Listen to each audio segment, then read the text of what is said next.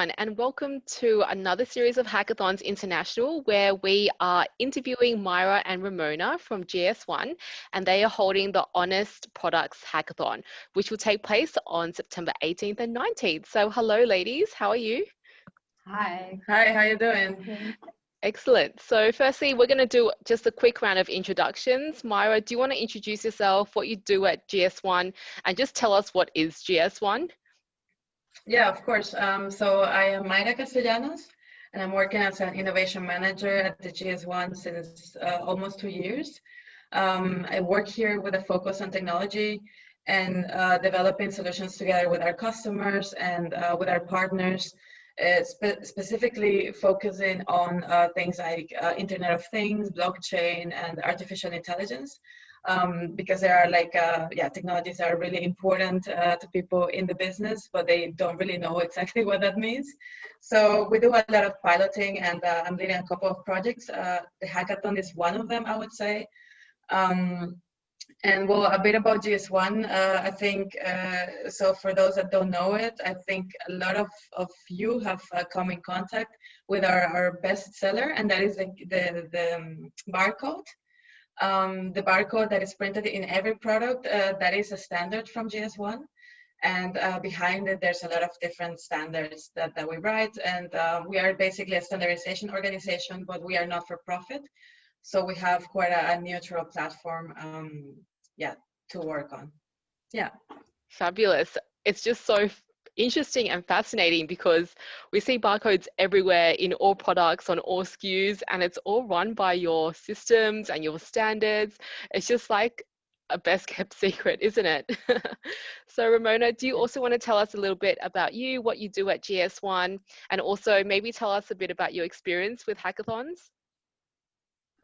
Yeah, I'm Ramona. I'm also working in innovation management with a background in the FMCG sector. And I have a passion for trends and new technology. So I'm helping organizations and companies to react on trends and to transform to be like successful in a very dynamic world. And I love hackathons. I joined hackathons also in the FMCG sector, where we really were like collaborating and really were having like a new perspective on like also working together. And I think this is something that is like kind of also new in the FMCG sector. So my experience was very nice and a very good experience. Wonderful. And I love how you both have matching t-shirts. Show us the Honest Products hashtag. Oh, and at the back as well. Of course, yeah, it's like a worldwide tour. It's first a European tour, and then we'll see.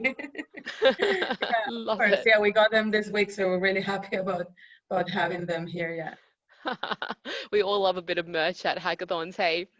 So Myra, do you want to tell us what is Honest Products Hackathon? Like, what is an honest product? Yeah, I mean, so the slogan Honest Products, we came up with that because, like you said, the barcode is one of our best kept secrets. But we don't want to remain a secret forever. Like, we do want to open ourselves to a new community of people who are developers, people that know about technology. And then we said, well, how do we kind of bring these two worlds together? Like what we do, like all this product standards and everything that happens behind that, and this kind of community of developers and designers. So we said, well, Honest Products is really something that I think everyone can relate to. Every person as a consumer. And in the last years, we've seen that there is really kind of a raising awareness for a lot of us about where are products coming from, where are they being made, is it ethical? We are also having a lot of thought invested into global warming.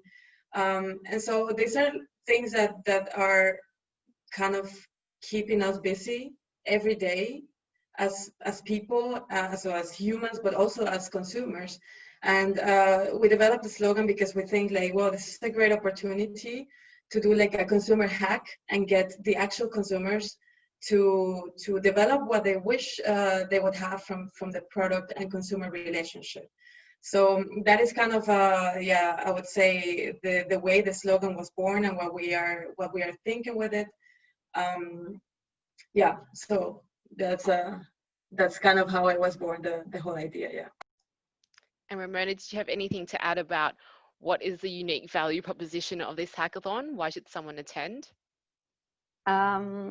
Now, I think the main purpose is really to develop this customer-centric solutions for more mindful and radically honest products with the help of AI. I think it's really, for GS1, it's really important, like to engage our community and to be more open to like new communities. And we also want to really look at the value of AI. And I think it's the best way to just try it out and to collaborate and to just look at these new trend topics together.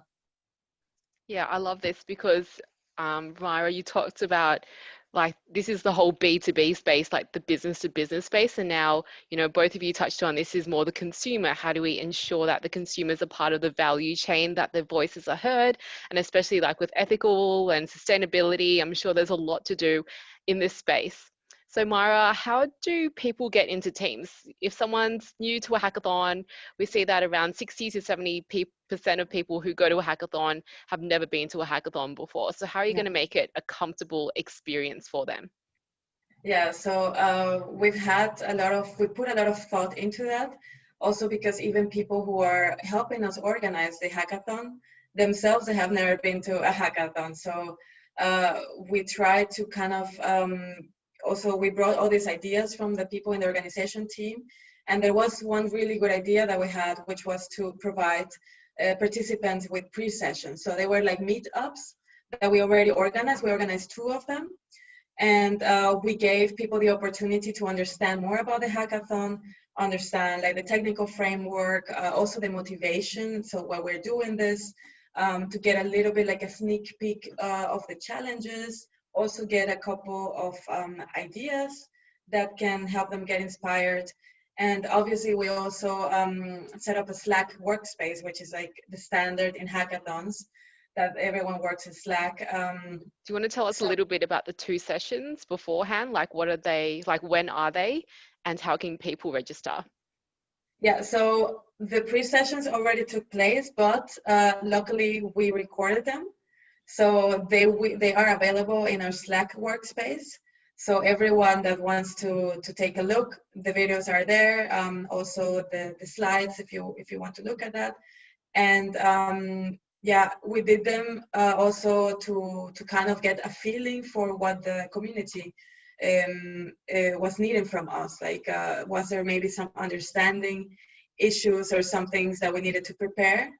Yeah, we are now 2 weeks before the hackathon, so we said, okay, let's start with that a bit earlier on. But like I said, the information is there in the Slack workspace. Everyone is free to see that, and also to reach out to us, because we developed this workspace so that we can already establish a communication channel with all the participants. So everyone is now free from this moment on to write us and to ask questions. Great. And what will actually happen on the weekend? Well, what will happen on the weekend is that we will start with we will get a keynote at the beginning from a very interesting lady that we organized. So I will not say who and from where, because we want to keep it also a bit of a surprise. And then we will present the challenges, so more in detail. So everyone will get a detailed explanation of what we are expecting. So first, like what the problem is and what we're expecting as a solution. And then basically we will give them, so we are now still working, drafting the program, but around 11, 12 midday, so European Central Time, people will start hacking. And then it will go over until Saturday at 4 p.m. And that's when everyone should submit their projects. And also we will have a short pitching session for everyone to have 4 or 5 minutes to present their ideas. I mean, obviously this is something that we will review on the day of the hackathon itself, depending on how many people are there, you know, because if we have 30 teams, then we have to obviously check how does that work with the timing and stuff. But yeah, we remain pretty flexible, and yeah, that's a bit of what people can expect. Also, something really cool, I almost forgot. At the end of the hackathon, we will organize a virtual party, and we will have a DJ playing music for us, you know, kind of to close the whole thing. And also for us, I think as organizers, to give it like a break and say, okay, it's done, and we're gonna celebrate, and it's gonna be really cool. I love that. A virtual kind of DJ in the background, everyone getting their drinks, or like, you know, it's a weekend, celebrations or whatever else it is. I love it. Great idea. So, Ramona, do you want to tell us a little bit about the streams that you have and the kind of problems that people will be solving around? Yeah, sure. We have like 2 different streams. So no matter if you're like a designer or developer, like everyone is welcome. So we have a prototyping stream for like technical prototypes, and there you will like develop a real AI powered solution. This could be like an app on website, and you should focus like on use different technologies, maybe computer vision, AR, VR, text mining, or the Etrify product data API you can use. Etrify, this is our partner organization, Auto ID Labs and Google Cloud will provide access to data and also support during the hackathon. But since we also have like a kind of concept stream, the result can also be the development like of an idea of the on implementation concept of an idea. So it's possible to do a technical prototype or a concept. So this is possible. But the ideas of the participants should match with our challenges. So we are focusing on 3 main topics: sustainability, nutrition, and personalization. So yeah, I think there are a lot of options, and like everyone is welcome, and yeah, welcome to join. So how should people come up with ideas? Like, are there any resources out there that people can start reading and really getting in depth into this?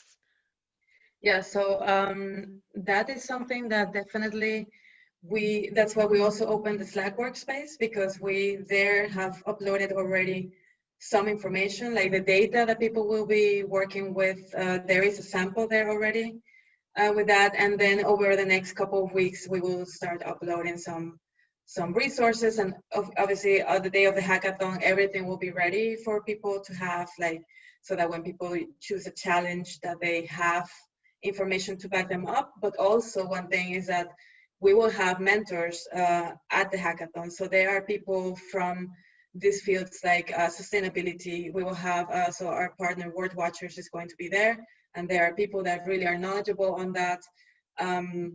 We will have also people experience on nutrition, for example.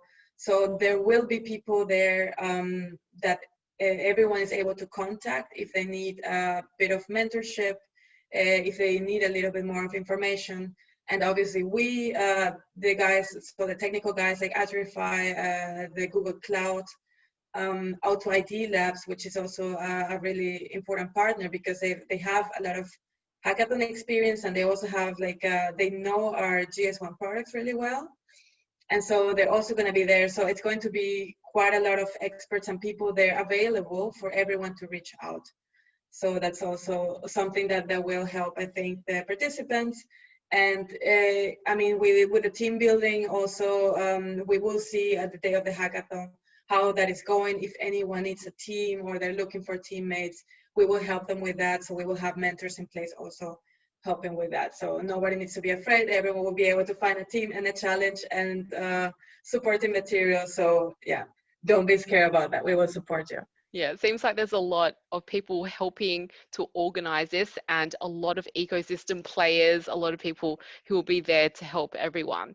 So who ultimately is the sponsor or who are the sponsors for this hackathon, and what are they looking for? Ramona, do you want to start off with the type of people? Is it the researchers, the R&D team? Who are the people who are sponsoring this? Now we got like different sponsors. So we got like this technical background sponsors, like we got Atrify, we got Google Cloud as a sponsor, and we got the Auto ID Labs. They are more focusing on research in the field of Internet of Things. But we also got Everything. This is an Internet of Things software company. And then we got companies like World Watchers, who are focusing more on on the material footprint in the supply chain. And we also got like Bereave Food, and they are more focusing on the topic nutrition. But we also got GS1 in Europe, and I think this is really important. So this is the European network of GS1. So GS1 in Europe and GS1 Germany. We are working together, and we are really trying to be to collaborate like also on the international level. And I think really important to get also this support from GS1 in Europe. Excellent. And Mara, do you want to talk about some of the points that people should look out for if they're looking to win? What are you exactly looking for? Are you looking for idea, concept, prototype? What's like, you've got kind of two streams there, but also like, is it creativity or something that's new and different? Yeah, so like Ramona already mentioned before, we will have these two different streams. So the technical prototyping stream and the concept stream. So that means that we are expecting to have solutions that are both either an app, for example, or maybe a business model concept. So it can really be anything. Right now we are working with the other judges on finalizing the criteria. But definitely innovation is going to be an important thing to look for. So is your idea new? That's something important for us. Also that the solution that you present, that it fits the challenge. That's also really important, right? So maybe you have a great idea, but if it doesn't really meet the challenge, or it doesn't solve the problem, then it's unfortunately not useful at the end of the day, right? And also another thing is this focus on the product data. I mean, even if you are working on the concept stream, we do want to solve things at the end of the day with machine learning, artificial intelligence, and using product data. And you know, maybe if you don't, you're not going to develop like a technical prototype or parse the data. It's always good to keep that in mind and to see, okay, how is it something that I could implement in my solution? But like I said, I mean, we will publish the final criteria over the next couple of days, so you can take a look at that in DevPost. And like I said, over the Slack workspace, we're always there for you, and you can always ask us questions. Are you able to reveal any of the judges to us? Yeah, actually, well, they're already in the DevPost website, so it's not really a secret. We have the head of the innovation lab at Atrify. So the Atrify is going to be providing the product data. He's going to be one of the judges. His name is Andreas Janssen. He's also located here in Germany, in Cologne. Then I am one of the judges also, so I'm one of the people to impress, so to say. Yeah, but I'm not too harsh actually, so don't worry about that. We also have Klaus Fuchs from Auto ID Labs. And like I mentioned, and also Ramona mentioned, they have a lot of technical background. They are a research institute. So we are really happy to have them on board because they will be able to evaluate, especially the technical solutions. And then we have Dominic Guinat, who is the CTO of Everything. And he will also be a judge there. And yeah, he has a lot of experience with GS1 products, with also with our customers, but also coming up with innovative solutions. So Everything is doing a lot of that.